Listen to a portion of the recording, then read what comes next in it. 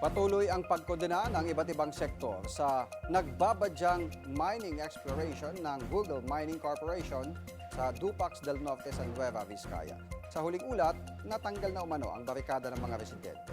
At kumuha tayo ng update, makakausap natin si Dupax del Norte Mayor Juan Paulo Caiton. Magandang gabi, Mayor.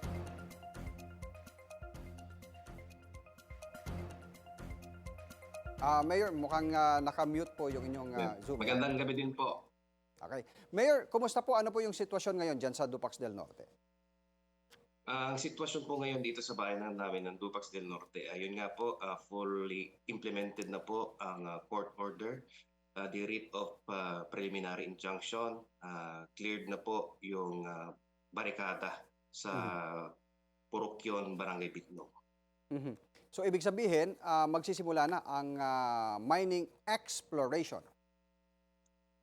Klaro lang po, ayon po sa batas, the Mining Act of 1995, magkaiba po ang ibig po sabihin ng exploration and mining. Mhm. Ang ibig po sabihin ng exploration under the law is basically this is a research. They're searching for natural resources. Mhm. Ang mining po, that is already conduct of extraction of natural resources. Ah, So ang sitwasyon po ngayon is exploration po ang nangyayari. oo. Pero kasama, Mayor, Ayon po sa exploration permit na binigay po sa amin sa munisipyo. pero pag sinabi mong exploration, Mayor, kasama din yun yung mga boring machines na ilalagay doon sa area dahil titignan kung saang area yung may mga malalaking deposit na kailangang mamina. Yes, merong mga holes but not that as bigger equipments and plants na kabilang na sa mining. Mhm. Yeah. Kumusta po ang sitwasyon, kalagayan ng mga residente doon sa lugar na daraanan papunta doon sa area kung saan magsasagawa ng exploration?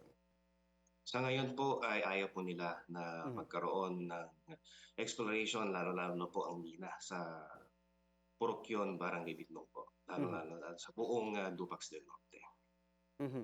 Nakausap niyo na po ba, nagkaroon na ng dialogo sa lokal na pamahalaan para ipaliwanag itong mangyayaring exploration stage? Mm, na sa nakikita ko po ngayon ay meron po silang leader. Actually, marami po silang leader, sabi nila po sa akin. And meron din po silang abogado. Ang nangyayari lang po ngayon na sa bayan namin is meron pong hindi pagkakaintindihan, meron pong confusion na nangyayari kaya marami po ang medyo humihiwalay, dumisdistansya sa isa't isa. Kaya yun nga po, curious pa lang po ang ibang constituents ko dito sa Dupax del Norte patungkol sa nangyayaring exploration sa Purokyon. Sa panayam po ng programang The Spokes ng Billionaire News Channel, naikwento po ng kapatid po ninyo na si Congressman Tim Cayton na pinulong at pinakain ng mining firm yung mga residente at pinalista yung kanilang mga pangalan. Pagkatapos daw nito, ginamit ng kumpanya na patunay na pumapayag daw yung mga residente sa isasagawang mining operation o itong explorations. Narinig niyo na po ba yung istoryang ito? Narinig ko po yun. Ako po ay ayon po sa aking personal knowledge, wala po ako noong araw na yun. Habang ginaganap po ang tinatawag nila na consultation with the residents po sa mga bawat barangays. Ako po ay nakikinig po sa mga sinasabi ng mga leaders ng anti-mining group at saka mga residente sa mga news, sa mga Facebook, kasi wala po ako nung araw na yun. Pero hindi po ba ito malinaw na paglilinlang ng Google Mining Corporation doon sa mga residente? Ano pong hakbang gagawin niyo po bilang alkalde ng bayan? Bilang alkalde, may mga duties and functions ako na mayor ng bayan ng Dupax del Norte. At ang isa po sa mga functions ko is to investigate ang nangyayari doon sa Purokyon. Nagsimula po ako ng pagpa-investigate. Nag-issue po ako ng memorandum order sa mga office concerned na tignan at magkaroon ng site visit ang mga offices po na involved dito ay ang Assessor's Office, Municipal Agricultural Office at ang ating PNP. Mhm. At ang kasama rin po namin ang MDR to inspect the area. And upon inspection together with the MENRO and the CENRO is yun nga po, we gather informations, we send the reports to the DNR. Mhm. And according po sa findings and decision po ng MGB-DNR, wala po silang nakitang violations. So, kaya na ibigay yung permit na kakailanganin para doon sa kanilang exploration. Ay, hindi po. Na-approve na po yung Na-approve permit na. nung nag-conduct po ako ng investigation. Mhm.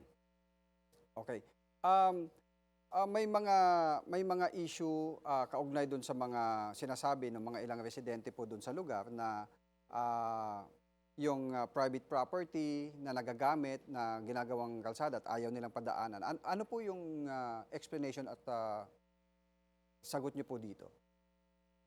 Ang masasabi ko po ay ayon po sa records ay nagkaroon po ng project doon Mhm. at saka it is already considered by the public knowledge na it is a public access road. So yun po ang considered Mhm. and sa nakikita po ng barangay at munisipyo. So itong bagay na po ito ay na-file na sa korte. Mhm. So at of this moment, hindi po natin masasabi kung that area, the access road, sa bandang Purok yun po ay considered as private gaya po ng kiniklaim ng iba. Mhm. Korte lang po ang makapagsasabi. Dahil may ginawa na rin po bang development ang local government dito para Yes magawa yung access road na ito? Yes po. Okay. Mayor, panghuli, ano po ang stand niyo po bilang alkalde? Kayo po ba ay Ang stand pabor ko doon sa po ay, pagmimina? Go ahead. Ang stand ko po ay hindi po namin kailangan ng mina sa bayan ng Tupac del Norte. Mhm. At ang ekonomiya po, ang aming bayan ay based on agriculture. So we have to protect our agriculture, our source of income, at saka yun nga po, our source to prosper our town for to become a higher class someday. Okay. So ano ang mga hakbang ng lokal na pamahalaan kung meron man para maigiit po ninyo ang paninindigan po ninyo bilang alkalde ng bayan? Unang-una po, tuloy-tuloy po ang pagsabit namin sa MGB-DNR ayon po sa mga procedures. At nagsimula na rin po ang mga ibang grupo na nag-file ng petition for cancellation sa MGB. And andito lang naman po ako upang suportahan. At nag-instruct na rin ako sa Sangguniang Bayan to legislate watershed protection ordinance sa aming bayan. At tuloy-tuloy po instruction ko sa PNP na always maintain, serve and protect the people as according to their duties. Agyaman kami, Mayor, sa inyong oras. Mayor Juan Paulo Cayton, ng Bagarabi. Magarapi.